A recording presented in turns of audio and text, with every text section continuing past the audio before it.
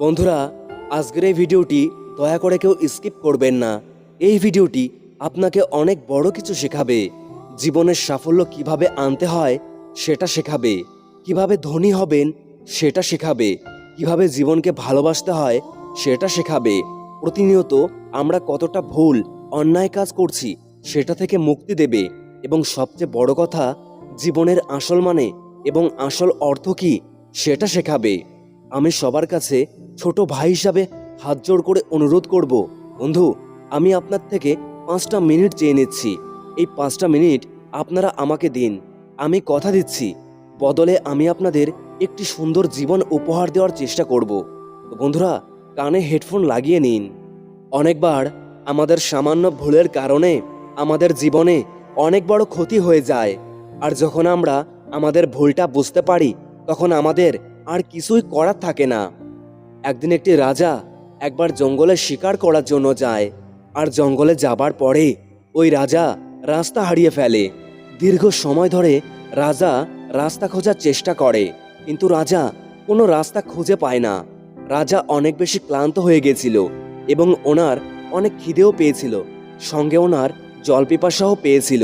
আর তখনই রাজা দেখতে পায় জঙ্গলের মধ্যে একজন গাছ কাটছে। অনেকগুলি গাছ কেটে ফেলেছে, অল্প কিছু মাত্র গাছ বাকি আছে। আর সেই গাছগুলোর মধ্যেই একটি গাছকে কাটা শুরু করেছে সে। রাজা ওই লোকটির কাছে গিয়ে বলে, আমি অনেক ক্ষুধার্ত আর আমার অনেক জল পিপাসাও পেয়েছে, তোমার কাছে কি খাবার মতো কিছু আছে? এরপর ওই লোকটি বলে, হ্যাঁ, আপনি বসুন, আমি আপনাকে খাবার দিচ্ছি। এরপর উনি ওনার পুটলি থেকে একটি মোটা রুটি বের করে রাজার সামনে রেখে দেয়, সঙ্গে রাজাকে জলও দেয়। এরপর রাজা রুটিটা খায় এবং জলপান করে আর শান্ত হয়ে বলে, আমি পাশের রাজ্যের রাজা, শিকার করার জন্য জঙ্গলে এসেছিলাম আর আমি আমার রাস্তা ভুলে গেছি। আপনি কি আমাকে একটু রাস্তাটা দেখিয়ে দিতে পারবেন? এরপর লোকটি রাজাকে রাস্তাটি দেখিয়ে দেয়।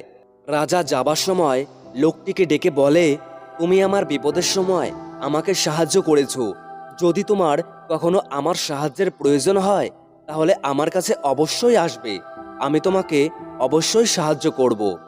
এরপর বেশ কিছু বছর পার হয়ে যায়। ধীরে ধীরে ওই জঙ্গলের সমস্ত গাছ শেষ হয়ে যায়। ওই লোকটি গাছ কেটে ওই গাছের গাঁট দিয়ে কয়লা তৈরি করে বিক্রি করত। আর এখন ওই লোকটি তার জীবিকা কিভাবে চালাবে, কারণ জঙ্গলে আর কোনো গাছই নেই। এরপর সে অনেক দুঃখের সঙ্গে ওই রাজার দরবারে গিয়ে পৌঁছায় আর রাজাকে হাত জোড় করে বলে, মহারাজ, যে জঙ্গল থেকে আমি কাঠ কেটে আনতাম সে জঙ্গল এখন শেষ হয়ে গেছে আর ওখানে এখন একটাও গাছ আর নেই। আর এখন বেঁচে থাকার জন্য আমার কাছে অন্য কোনো উপায়ও নেই। তাই আমি আপনার কাছে এসেছি। আপনার কাছে তো অনেক জঙ্গল আছে, ওই জঙ্গলগুলির মধ্যে কোনো একটি জঙ্গল যদি আমাকে দিতেন তাহলে আমাকে না খেয়ে মরতে হতো না। এরপর রাজা বলে, ঠিক আছে, আমি তোমাকে ছোট্ট একটি জঙ্গল অবশ্যই দেব। এরপর রাজা ওনার মন্ত্রীর সঙ্গে পরামর্শ করে ওই লোকটিকে রাজ্যের দক্ষিণ দিকে থাকা একটি ছোট্ট চন্দনের জঙ্গল দিয়ে দেয়। এরপর লোকটি খুশি খুশি ওখান থেকে চলে যায়। বেশ কিছু বছর পার হয়ে গেছে। আর একদিন রাজা হঠাৎ করে ভাবে, ওই কাঠুরি হয়তো এখন অনেক বেশি বড়লোক হয়ে গেছে। এখন হয়তো ওই কাঠুরের কাছে অনেক বড় বড় প্রাসাদ আছে। তাই আমার একবার গিয়ে দেখা দরকার ওই কাঠুরি এখন কেমন আছে। এরপর রাজা ওনার মন্ত্রীকে সাথে নিয়ে ওই জঙ্গলের দিকে যাওয়া শুরু করে, যে জঙ্গলটা ওই কাঠুরিকে দেয়া হয়েছিল, কিন্তু সেখানে কোনো জঙ্গলই ছিল না। এরপর রাজা ওনার মন্ত্রীকে জিজ্ঞাসা করে যে ওই জঙ্গলটা কোথায়, যে জঙ্গলটি কাঠুরিকে দেয়া হয়েছিল।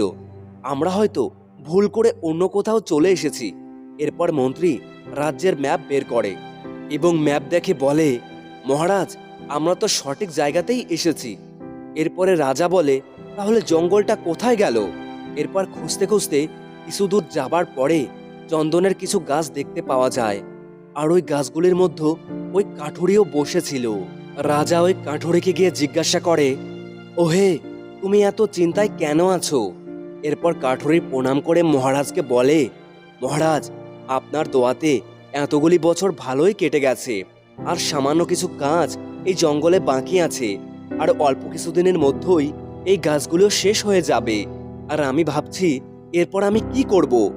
এরপর রাজা বলে, গাছ তো আর অল্প কয়েকটি বাকি আছে, কিন্তু বাকি গাছগুলোর তুমি কি করেছো? এরপর কাঠুরি বলে, আমি রোজ গাছ কাটতাম আর ওই গাছের কাঠ দিয়ে আমি কয়লা তৈরি করে বিক্রি করে দিতাম।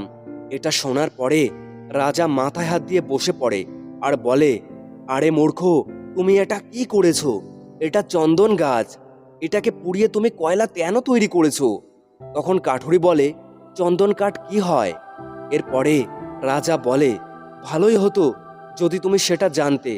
তুমি এখনই একটা কাজ করো, এই গাছ থেকে দুটো ডাল কেটে নাও আর এই ডাল দুটো নিয়ে বাজারে যাও। আর হ্যাঁ, এটাকে কয়লা তৈরি করবে না। এরপর ওই কাঠুরি কেবল দুটো গাছের ডাল বাজারে নিয়ে চলে যায়। বাজারের একটি দোকানদার দেখতে পায় যে ওই কাঠটা আসল চন্দনের কাঠ, আর ওই কাঠুরিকে দেখে বোকা মনে হচ্ছিল। এরপর ওই দোকানদার ওই কাঠুরিকে বলে, এই কাঠের পরিবর্তে তুমি কি চাও? এরপর ওই কাঠুরি বলে, আপনি আমাকে এই কাঠের পরিবর্তে কি দেবে? এরপর ওই দোকানদার বলে, এই কাঠের পরিবর্তে আমি তোমাকে 1 টাকা দেব। এরপর ওই কাঠুরে একটু অবাক হয়ে বলে, 1 টাকা? এরপর ওই দোকানদার ভাবে হয়তো কাঠুরি এই কাঠের মূল্যটা জানে, কিন্তু আসলে কাঠুরি অবাক হয়েছিল এই কারণে যে এই সামান্য কাঠের মূল্য 1 টাকা কি করে হতে পারে। এরপর ওই দোকানি বলে, ঠিক আছে, আমি তোমাকে 2 টাকা দেব। এরপর কাঠুরি আবার বলে, 2 টাকা? এরপর ওই দোকানদার বলে, ঠিক আছে, আমি তোমাকে 4 টাকা দেব। তখন ওই কাঠুরি আবার অবাক হয়ে বলে, 4 টাকা? এরপর পাশের দোকানদার দেখতে পায় যে একটি মূল্যবান কাঠকে ওই দোকানদার অল্প দামে কেনার চেষ্টা করছে। তাই ওই কাঠুরিকে ওই দোকানদার ডাকে আর বলে, আমি তোমাকে এই কাঠের পরিবর্তে 10 টাকা দেব। এরপর কাঠুরি যখন 10 টাকার কথা শোনে, তখন কাঠুরে মাথায় হাত দিয়ে বসে পড়ে আর চিৎকার করে কান্না শুরু করে দেয়। কারণ এখন সে বুঝতে পেরেছে এতদিন ধরে যে কাঠগুলিকে সে পুড়িয়ে কয়লা তৈরি করেছিল সেটা কতটা মূল্যবান ছিল। আজকে কত মূল্যবান সম্পদকে সে নিজের হাতে নষ্ট করে দিয়েছে। তো বন্ধুরা, এই কাঠুরের গল্পটি শুনে তোমাদের কিন্তু ওই কাঠুরিকে মূর্খ মনে হচ্ছে বা ওই কাঠুরের জন্য হাসি পাচ্ছে, কিন্তু একটা কথা মনে রেখো, আমরা সবাই ওই কাঠুরের মতো করেই থাকি।